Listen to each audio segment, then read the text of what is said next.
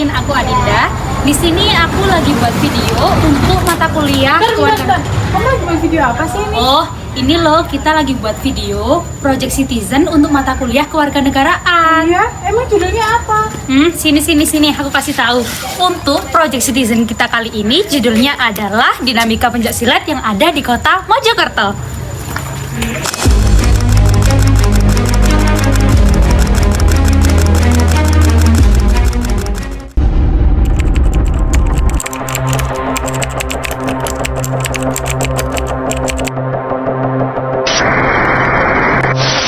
Perguruan pencaksilat yang ada di Kota Mojokerto ini seharusnya menjadi wadah pembinaan mental, disiplin, olahraga, malah terseret ke dalam konflik yang sangat meresahkan masyarakat.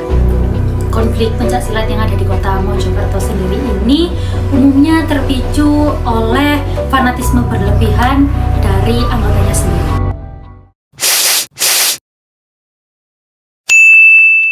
Kalau dari saya sendiri emang untuk bela diri sih. Oh, buat bela Iya, untuk diri. bela diri. Jadi nggak semata-mata buat pamer-pamer itu, enggak, cuma buat bela diri aja. Jadi nggak ikut-ikut temen FOMO gitu nggak ya? Enggak itu sih. Oke. Kalau bentrok sih banyak di kejadian silat sih, apalagi zaman sekarang kan marak-maraknya kena masalah satu di anggotanya langsung diserbu semua. Oh iya, keroyokan gitu ya. Keroyokan gitu. Tapi biasanya perguruan tuh kalau nggak ada konflik nggak akan mulai kok. Oh gitu. Jadi harus ada satu konflik itu tadi buat jadi masalah tadi. Intinya kalau nggak ada yang mancing ya nggak. Iya benar, gitu. kalau nggak ada yang mancing nggak akan terjadi konflik. Kalau disalahgunakan sih enggak, Pak. Banyak kan oknum-oknum yang suka mencari masalah aja yang suka disalahgunakan. Berarti cuma beberapa oknum ya? Cuma bapak enggak semuanya. Cuma yang merasa sok hebat, sok jago aja sih yang suka mencari masalah. Kayak mungkin rasa tinggi gitu. Jadi merasa tinggi ikut belajar pencaksilat gitu, terus mau mencari masalah sama orang itu biasanya. Tapi nggak semua orang cuma oknum aja.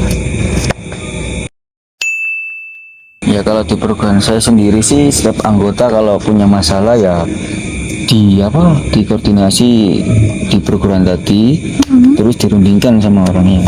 Gitu. Itu diselesaikan baik-baik dan diingatkan, dinasihati baik-baik juga. Jadi nggak harus pakai kekerasan, nggak cuma dinasihati gitu. Terus juga mencari juga sih alasannya berbuat itu apa gitu, karena kan di perguruan juga mengajarkan hal itu juga. Jadi gitu. Maupun di eksternalnya gitu ya? Ya maupun misalnya gitu sama aja.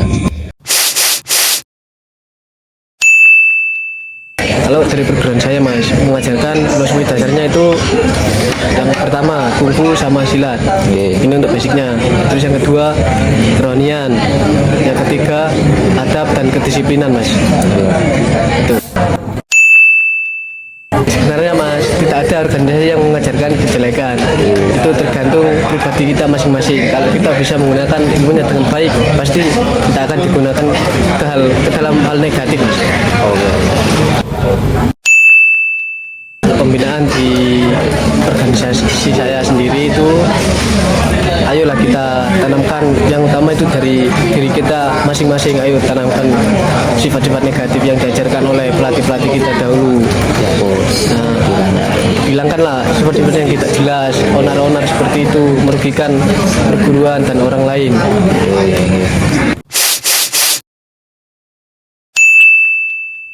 Selama pengalaman saya yang saya ketahui di lingkungan saya itu aman. Karena apa? Karena diakomodir oleh pihak lingkungan atau pihak desa. Oleh sebab itu jadi kalau ada kegiatan dan ada ruang tersendiri atau gedung, jadi dikumpulkan ada tempatnya untuk supaya nggak bikin gaduh di masyarakat. Otomatis kita harus kerjasama sama masyarakat lingkungan setempat. Gitu. kalau antar pesilat terjadi konflik itu otomatis dari pihak Babinsa atau Babikatimas itu turun tangan, Mbak, untuk menangani ada sengketa atau bagaimana atau dan lain sebagainya. Otomatis yang menangani untuk persengketaan tersebut dari pihak keamanan, kepolisian atau perangkat desa ada yang mengatasi. Selama sepengetahuan saya belum ada. Masih belum ada ya, Pak? Belum ada. Kayak sosialisasi begitu masih belum ada. Kalau sosialisasi itu sebelum ada pendirian tempat untuk pencaksilat atau kegiatan apa, otomatis izinnya lebih dulu. Kalau sudah izin berarti sudah sepengetahuan pihak perangkat lah. Di situ pihak perangkat akan mengakomodir dari pihak setempat yang pencaksilat tersebut. Sejauh ini Bapak, apakah warga mendukung pelestarian pencaksilat sebagai budaya? Oh iya, tentu harus mendukung karena itu kegiatan positif untuk anak-anak muda. Kalau perubahan sih mungkin ada ya Mbak ya, karena dari faktor usia, dari faktor pengalaman dari pihak guru ke generasi kan beda. Nah, untuk menangani tersebut harus ada sosialisasi antar ada ketua, ada semacam kayak dari pusat atau ranting harus disosialisasikan bagaimana menanggulangi tersebut. Ya harapan saya sih harus dilanjutkan ya Pak, karena ini generasi menurut saya ini kegiatan positif. Nah jadi untuk contoh seandainya nggak ada kegiatan pencaksilat atau gimana berarti nggak ada perkumpulan pemuda, nanti hal-hal negatif di luar itu akan terjadi. Kalau ada kegiatan pencaksilat otomatis hal yang positif itu terjadi.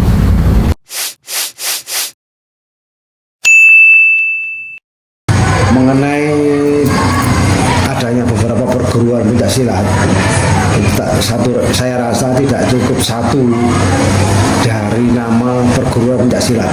Ada beberapa yang pernah saya lihat. Cuma dengan adanya perguruan pencaksilat yang ada di sini, selama ini belum ada atau belum pernah adanya keributan dan sampai meresahkan warga.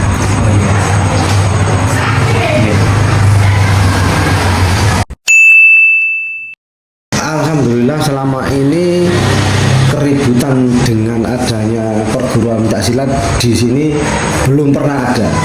Tapi pernah ada salah satu perguruan yang ingin minta izin ke sini, malah mengadakan latihan. Akhirnya daripada nanti menimbulkan kerancuan dan keributan, maka istilahnya pinjam tempat untuk latihan saya tolak. Kalau mengawasi dan membina, kalau membina kami tidak berani membina, hanya mengawasi. Karena apa, pernah kejadian salah satu warga kami juga kena masalah dengan pertengkaran itu.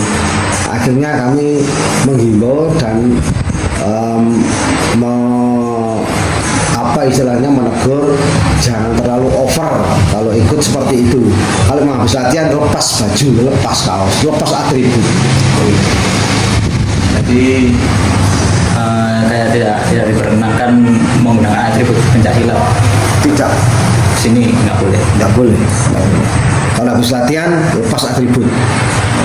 Karena nanti bisa membuat jadi ancaman bagi mereka yang tahu.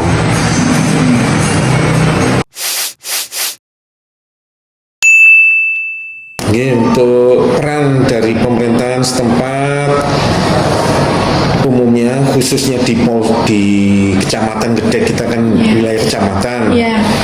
Peran dari pemerintah melalui Forpimcam itu sudah mengumpulkan para ketua perguruan silat se-Kecamatan Gedek. Pada saat itu diberi penyuluhan terkait banyaknya timbul kekerasan yang dilakukan oleh oknum-oknum perguruan silat. Nah, untuk menetralisir adanya kejadian serupa. Kemudian Di sana juga ada penyuluhan terkait perguruan silat supaya menjaga situasi Kamtipmas agar tidak terjadi hal-hal serupa di yang akan datang. Itu Mbak. Itu kemarin dari Porpincang itu berapa? Biasanya sih semester 6 bulan. Cuma dalam pelaksanaannya setiap ada kegiatan atau pelatihan itu kita hadir terus. Oh, selalu mendampingi begitu. Selalu mendampingi untuk memberikan himbauan, untuk ya pengawasan supaya hal-hal yang tidak diinginkan tidak terjadi. Nah, kalau di Kecamatan Gedek sudah dilakukan upaya tersebut dengan menggandeng perguruan silat dengan cara kopdar antar pimpinan, antar warga, kita ketemu bareng, kita sharing terkait ya untuk kemajuan pencaksilat yang ada di wilayah Kecamatan Gedek. Begitupun kita juga melakukan penyuluhan agar tidak melakukan kekerasan terhadap perguruan silat lainnya. Terkait dengan dalam hal ini untuk regulasi terkait dengan pendirian atau aktivitas perguruan, ada regulasinya, aturan. Kayaknya itu domainnya di dari kabupaten. Terkait pendirian atau aktivitas perguruan silat.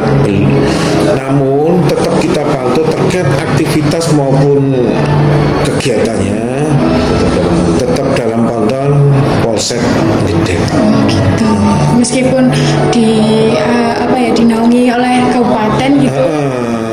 Kalau regulasi terkait anu kan dari IPSI itu. Oh, IPSI.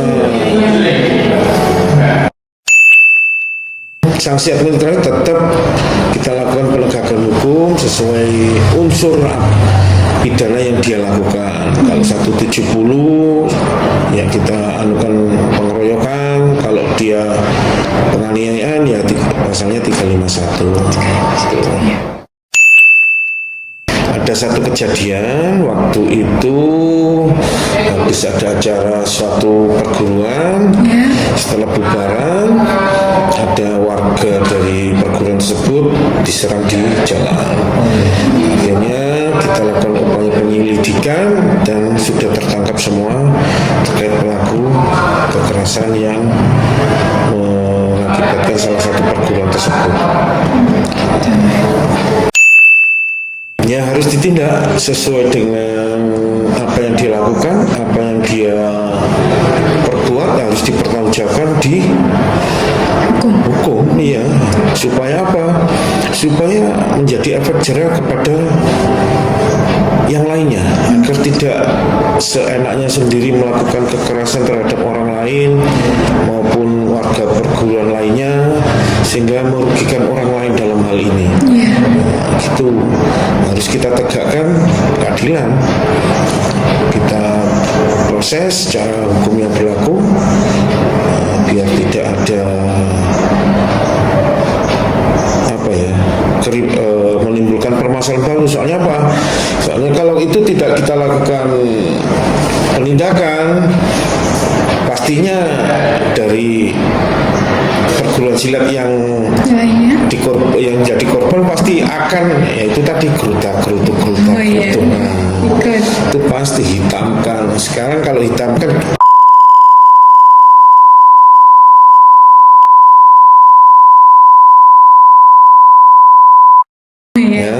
Betul Pak.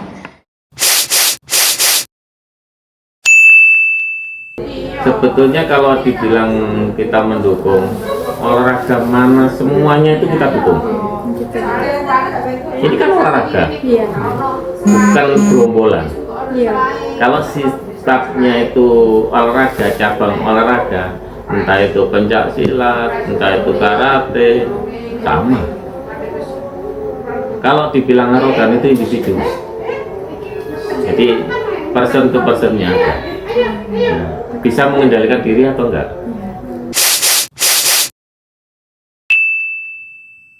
Kalau di lingkungan sini mas, kalau ribut-ribut di lingkungan sini Meri ya, nggak ada. Cuma kalau ada pawai keliling itu pernah gitu aja. Tapi dalam keadaan nggak apa-apa. Kondusif. Kondusif, gitu. Selain itu nggak ada. Oke. Diajak mediasi, kalau saya di belakang situ pernah ngalami itu. Ketuanya ya aman-aman aja, enggak apa-apa, enggak ada masalah. Keadaannya kalau saya lihat itu memang kasar, cuma kalau dijak omong enggak apa-apa, enak. Enggak apa-apa. Dari iya. Mereka welcome. Iya, aman, enggak apa-apa. Ya kita harus langkah awal ya, kita harus kumpul bareng dan kita selesaikan secara kekeluargaan kalau bisa. Ya. Kalau nggak bisa ya kita ambil jalan ke kepolisian, ke aparat ya. Dan nanti serahkan ke polisi. Iya, saya serahkan ke polisi kalau nggak bisa. Kalau tantangan untuk mengenai silat ini ya, yang terbesar. Kalau tantangan, kalau memang menyikapi itu, kalau kan kadang ada dari silat itu yang arogan. Kalau tantangan terbesar ya saya serahkan aja sama aparat kalau ada masalah sekecil apapun. Kita tahu ke pihak-pihak yang berwenang.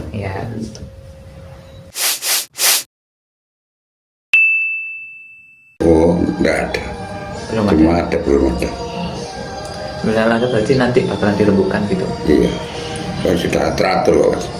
Ini kan di kelurahan sana latihannya.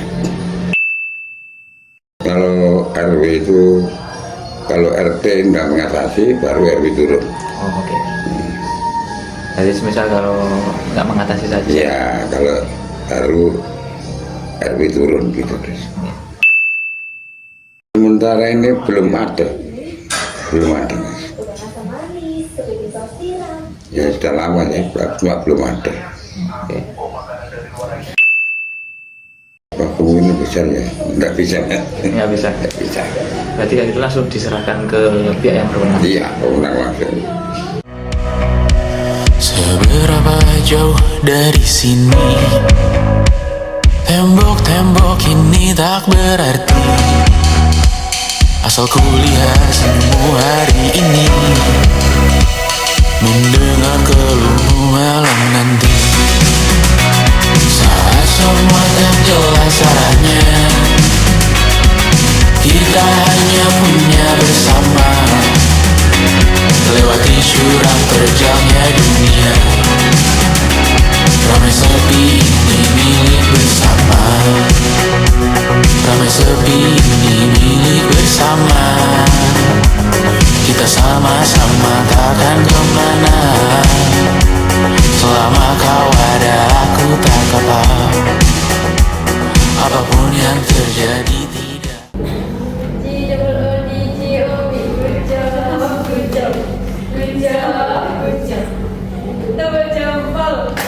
Jempol kanan, jempol kiri, 2 jempol, bagus. Selamat, luar biasa.